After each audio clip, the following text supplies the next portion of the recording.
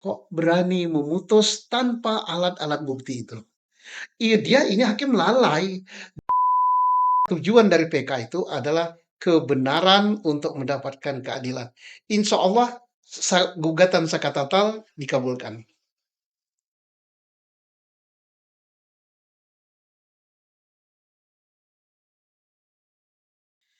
Pak, kalau kita ingat nama Saka Tatal, salah satu terpidana dalam kasusnya Eki dan Vina ya Pak, Ya, dia sudah bebas, tapi kemudian mengajukan PK atau peninjauan kembali.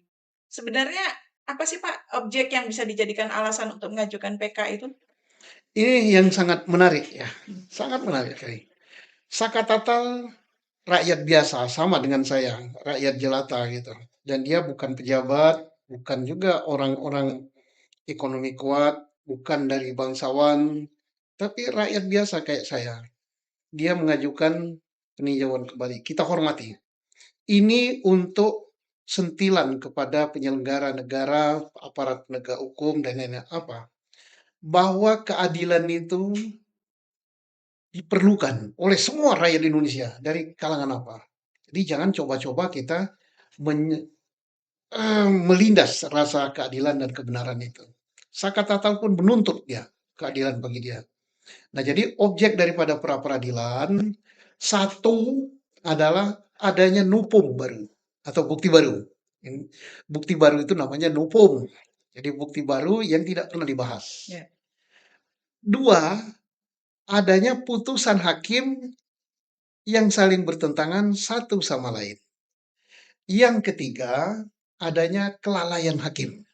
Nah, tiga hal inilah yang menjadi objek daripada pra peradilan. Bukan, objek peninjauan kembali atau PK. Untuk apa itu? Tujuannya adalah untuk menegakkan kebenaran dan keadilan bagi umat manusia.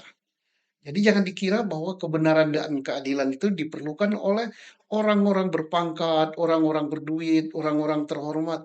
Tidak. Itu kebutuhan hakiki semua umat manusia.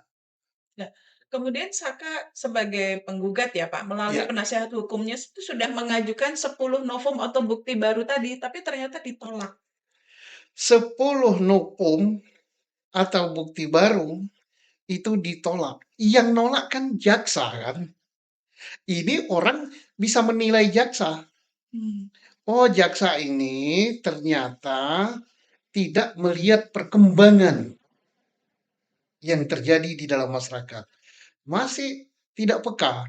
Padahal tujuan daripada jaksa menuntut itu adalah untuk menegakkan kebenaran dan keadilan.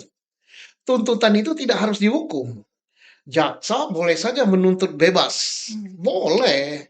Nah, tapi dia menuntut ini agar terpidana di dalam tetap dihukum dan menuntut bahwa Saka dinyatakan adalah pelakunya. Padahal di luar sudah demikian perkembangan. Ya kita bisa menilai lembaga itu. Nah sekarang soal dia menolak nopom itu, nah itu suatu hal yang biasa. Suatu hal yang sudah diduga. Kenapa suatu hal yang diduga? Kita menduga bahwa aparat penegak hukum kita masih begitu. Masih tidak mau berubah. Nah, tetapi walaupun dia menolak, kayak pengaruh, nah gitu kan. Nggak ada pengaruhnya. Karena yang berhak menolak itu bukan jaksa. Jaksa ini yang digugat. Yang berhak menolak, yang mengatakan ditolak atau diterima itu adalah hakim yang mengadili. Hakim Agung di Mahkamah Agung. Mudah-mudahan Hakim Agung di Mahkamah Agung bijak, adil, cerdas, tidak memihak selain daripada memihak pada kebenaran dan keadilan. Bapak ada menyebut tentang hakim, tadi juga menyebut kelalaian hakim. Itu Ya, apa Pak? kelalaian hakim tuh begini. Misalnya kemarin tuh diajukan beberapa foto.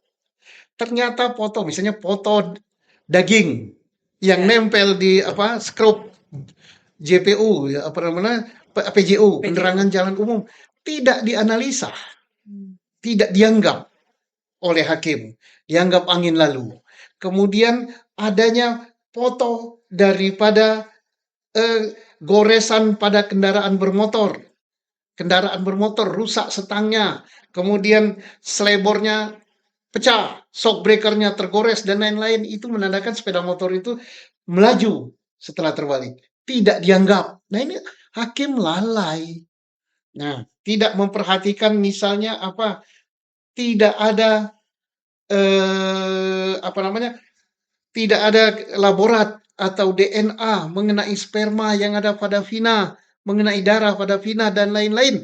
Nah, itu dia lalai untuk perkara yang diancam dengan hukuman mati dan hukuman seumur hidup, kok berani memutus tanpa alat-alat bukti itu. Iya, dia ini hakim lalai dan misalnya hakim hanya mengandalkan keterangan saksi. Keterangan saksi ini satu sama lain sudah saling bertentangan. Apalagi di depan pengadilan, terdakwa pun sudah mencabut keterangannya. Ini diabaikan. Ini namanya hakim yang lalai. Lalai. Lalai itu bahasa halusnya dari apa? Balakatok. Ada satu lagi Pak, keputusan yang saling bertentangan, itu keputusan yang mana Lah, Pak? di dalam sidang itu ada 3 putusan ya. Iya. Putusan nomor sekian, putusan nomor sekian. Ada nggak putusan saling bertentangan itu? Nah, saya belum mempelajari itu. Itulah kalau saling bertentangan berarti maka putusan itu akan dibatalkan oleh PK. Ya, Lalu persidangan PK Sakatatal ini kan sudah berlangsung beberapa kali Pak. ya. Dalam perkiraan Bapak atau menurut Bapak, ini peluangnya akan diterima atau ditolak Pak? Wah, saya yakin ini diterima. Hmm. Kenapa? Hakimnya lalai ya sudah terbukti dalam beberapa yang diajukan ini. Ya. Dalam nopum-nopum diajukan ini udah lalai dia mempertimbangkan ini, lalai mempertimbangkan ini. Kemudian khusus untuk Sakatatal ada kelalaian yang sangat prinsip. Sakatatal waktu itu anak-anak. Ya. Anak-anak ada tata caranya, peradilan anak. Hakimnya harus satu, tidak boleh pakai toga, tertutup. Nah, hakimnya tiga. Nah, ini nyata kasat mata. Ini sudah lalai hakimnya. Nah, kemudian ada lagi satu pertanyaan yang menggelitik ya. Ya, oleh ahli pakar yang mungkin hanya pandai berkelakar ya. Kan banyak sekarang timbul pakar-pakar yang suka di media mengatakan bahwa wah ini sudah ada apa namanya mengajukan garasi, jadi ditolak. Berarti dia mengakui ke apa namanya Kesalahannya ya. kesalahannya. Cara berpikir ini cara berpikir orde bahula. Jangan ngambil kesimpulan gitu, pengamat. Nggak boleh lah. Kenapa nggak boleh? Tak ada larangan setelah ngajukan garasi, ngajukan PK. Ada yang mengatakan bahwa garasi itu adalah apa yang tertinggi katanya. Ini tambah tambah nyeleneh lagi. Tidak. Dan sudah dibuktikan setelah ngajukan garasi, ngajukan PK, garasi ditolak, PK dikabulkan. Ada. Ada ya. Tidak saya sebut ya, nggak enak lah ya. Ada.